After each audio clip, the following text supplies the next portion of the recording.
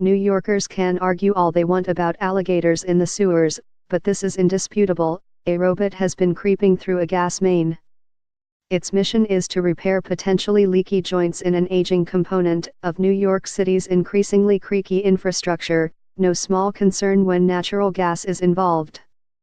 It can do the job without shutting off the gas to buildings supplied by the mains, no small concern to the people in the buildings.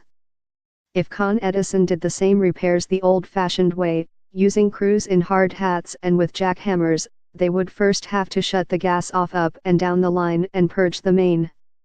They would bring in tanks of natural gas to supply buildings fed by the main.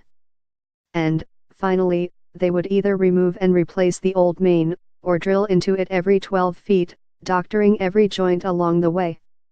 Disruptive, said Robert Kodadek, the chief technology officer of ULC Robotics, the Long Island company that developed the robot that has been crawling under West End Avenue on the Upper West Side of Manhattan.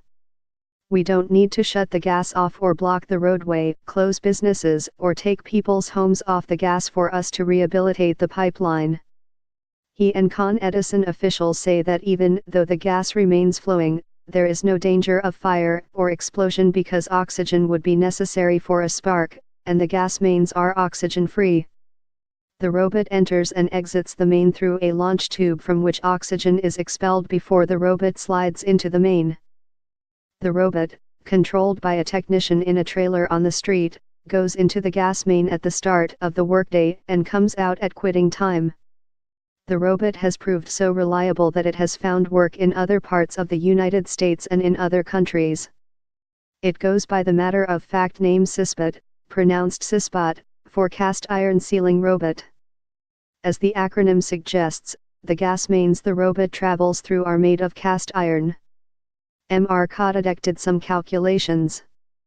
On the stretch of West End Avenue between West 102nd and West 103rd Streets where the robot was working on a recent sunny morning, he said, there were about 109 joints in the gas main beneath the pavement. So, he said, 109 holes did not have to be drilled. The robot is also less expensive than the old methods of maintaining the mains. John Chialella, Con Edison's section manager for gas engineering reliability, said that hiring ULC Robotics for the work with the robot on West End Avenue cost $400,000. To do the job the way such work used to be done would have cost $1.5 million to $1.8 million, he said. Baby boomers old enough to remember erector sets might think CISBOT was constructed from the parts bins of their childhoods. It is long, heavy on the metal, not terribly stylish and somewhat short on personality, unlike, say, BB-8 from Star Wars. Other CISBOTs have wriggled through utility pipes in Brooklyn, in Massachusetts, and in Britain and Ireland.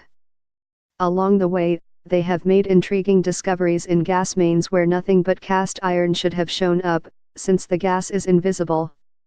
Mr.